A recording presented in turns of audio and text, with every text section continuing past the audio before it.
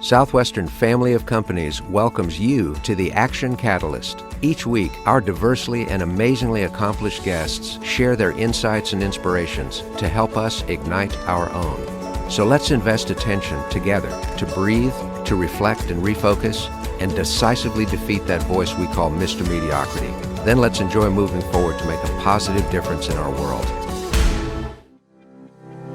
Driven by purpose and guided by principles, Southwestern Family of Companies has inspired people to achieve their goals since 1855. Based in Nashville, our family of companies continues to expand rapidly to include members across a wide range of industries that offer products and services to customers around the world.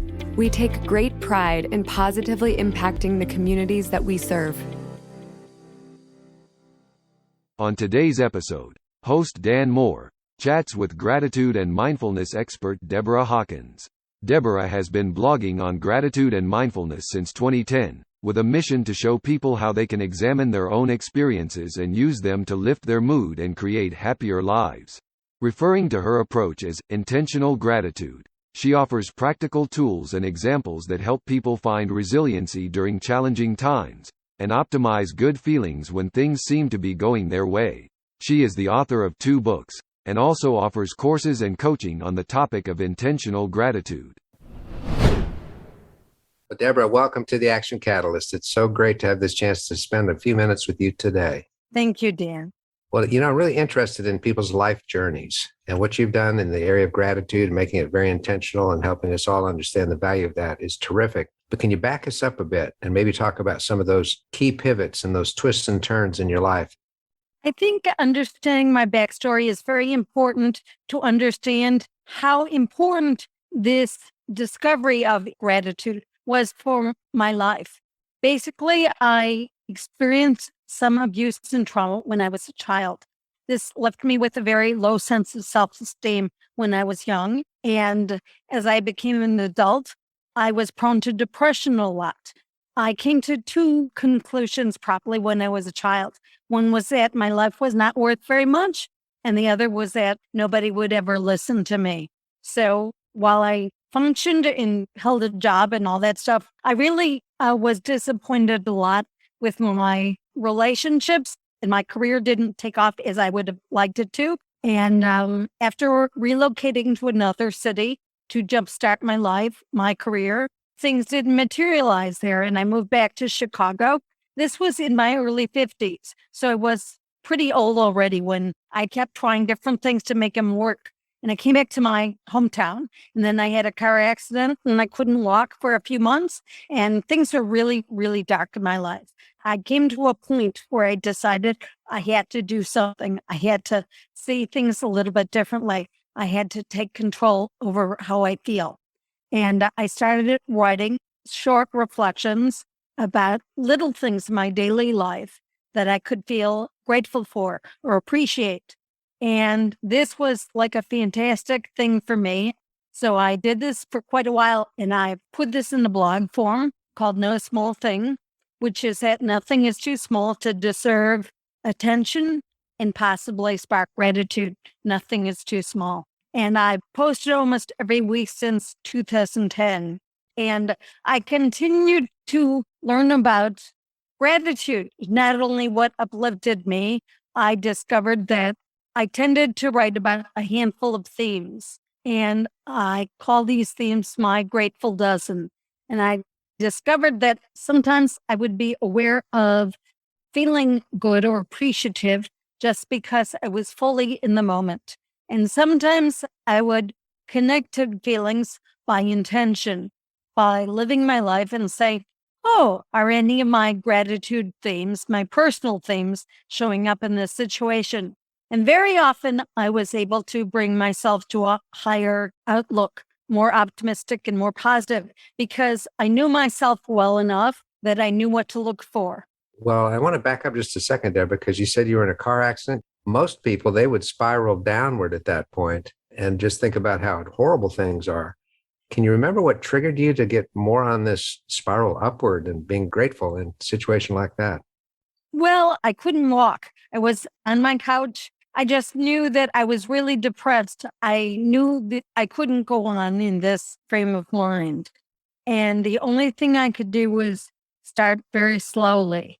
This was a decision I made to try to fill myself with some more positive thoughts. I couldn't drastically change how I looked at life and how I felt, but I could, if I could just change things a little bit and every day feel a little bit better and know that even though I was not happy, I was not well, there were still things I could appreciate whatever life presented to me.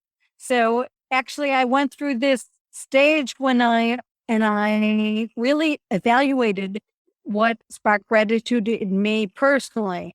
And that included like a sense of belonging, discovering things by surprise, things that were beautiful to me. And they weren't necessarily things that were aesthetically beautiful.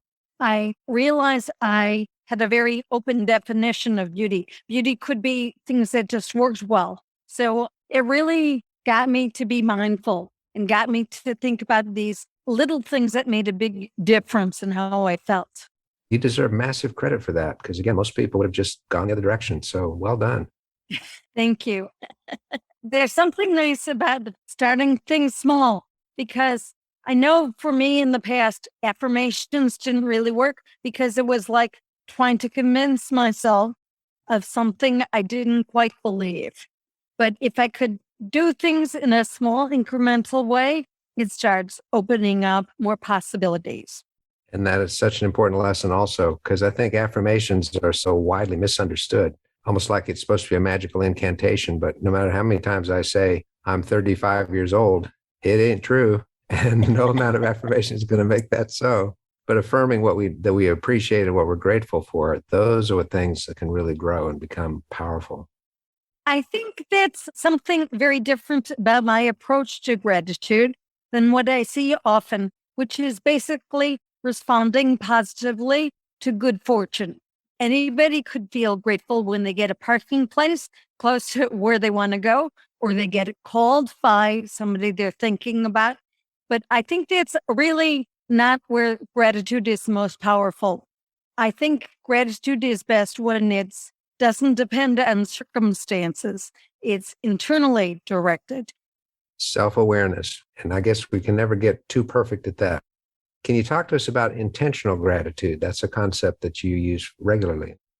Well, as I mentioned, when I have been blogging, I realized that I tended to write about certain themes.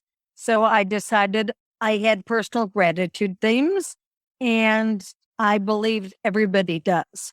Part of what I try to teach and encourage people to do is get to know themselves to the extent where they could understand what their personal gratitude themes are. And that way they could ask themselves in any situation if any of their themes are showing up. I'll give you an example. One of my themes, as I mentioned, is a sense of belonging. It makes me feel really good when I feel I either belong to a group. I remember one time I was at the grocery store and I was miserable. I was impatient and upset, like, I don't want to wait in line. This is terrible. And I looked around everybody else in line at my checkout and at every checkout station in the front of the building.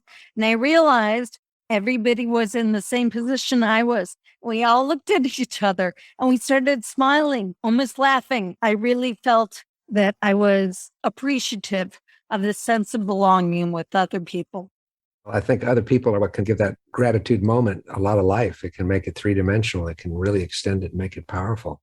But I love that, connecting with random strangers in a grocery store and the people working. The frown turned upside down just when you started to smile at each other.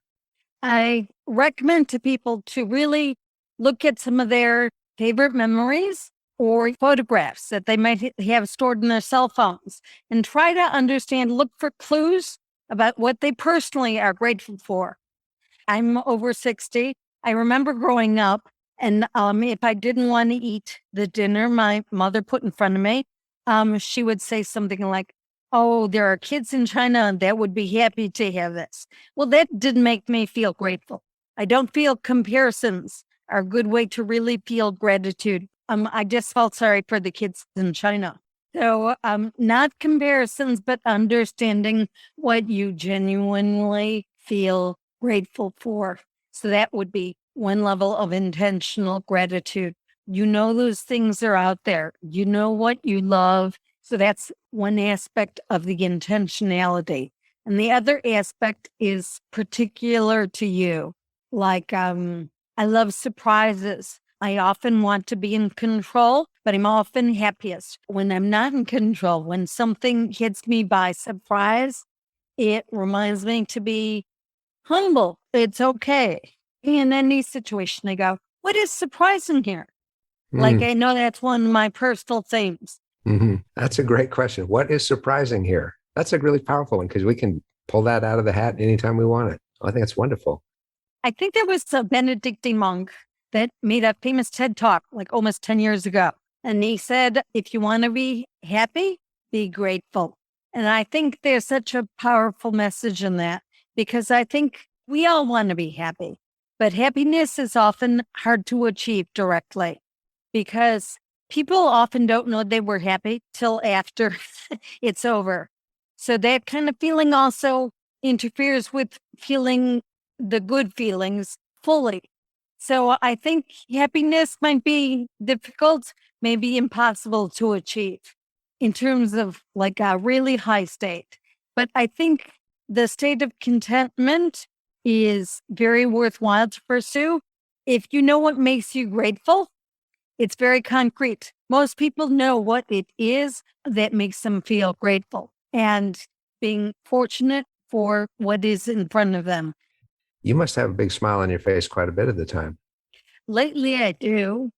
A lot of studies have linked gratitude with a stronger immune system, with a greater sense of survival and a greater sense we're going to get through something. Can you comment on that at all from your own work and studies?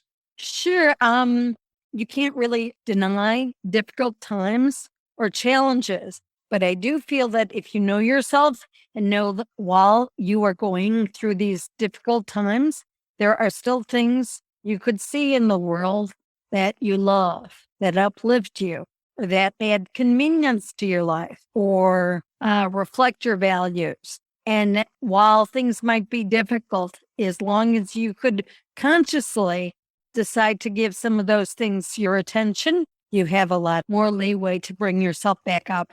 It sounds like mindfulness is a really important part of your practice because if we're not aware of what's going on inside and outside, how can we truly be grateful? That's very true. I think mindful living is so important. People usually focus their life on what is missing, what is lacking.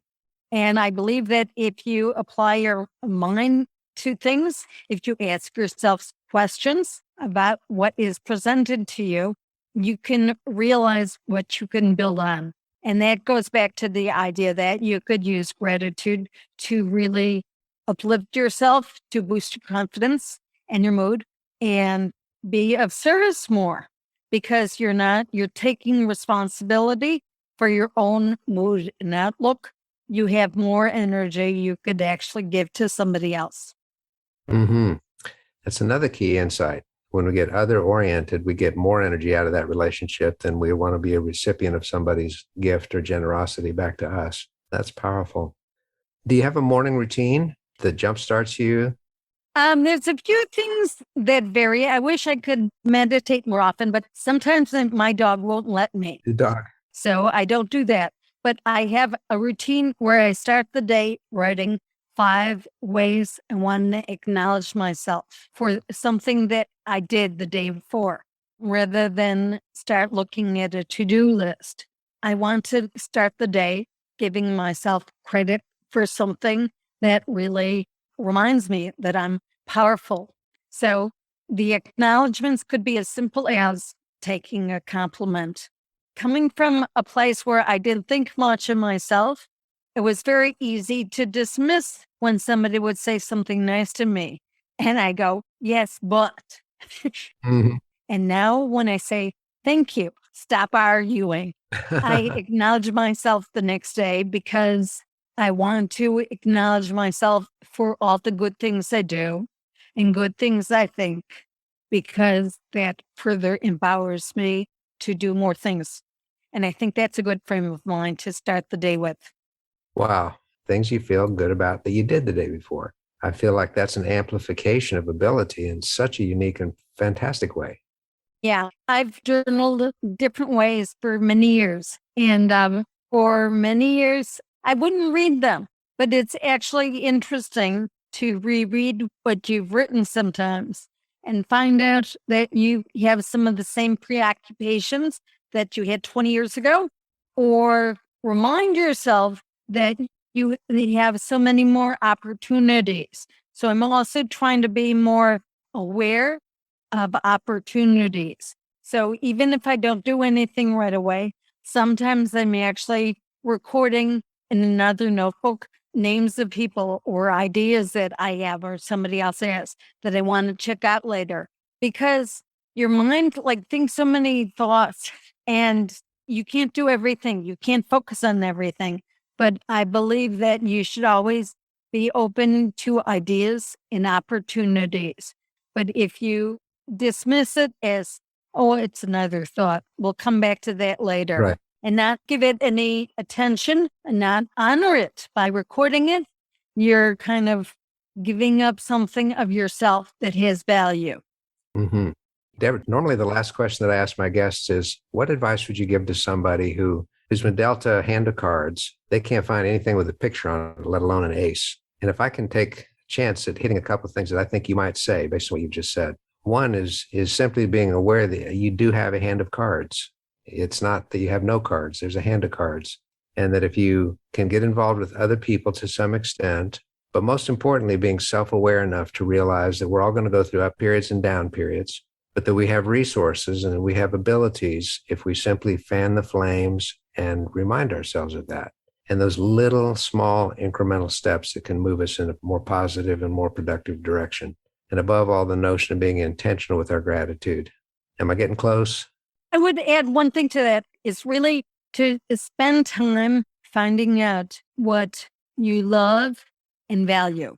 So even while you are having difficult times, if people look at some of their favorite memories and can identify within those memories what the essence is or why they might have felt gratitude in that situation and really boil those things down to their essence, they have a little map to try to remember who they are. And I feel if you don't know who you are, it's really hard to please who you are, please yourself.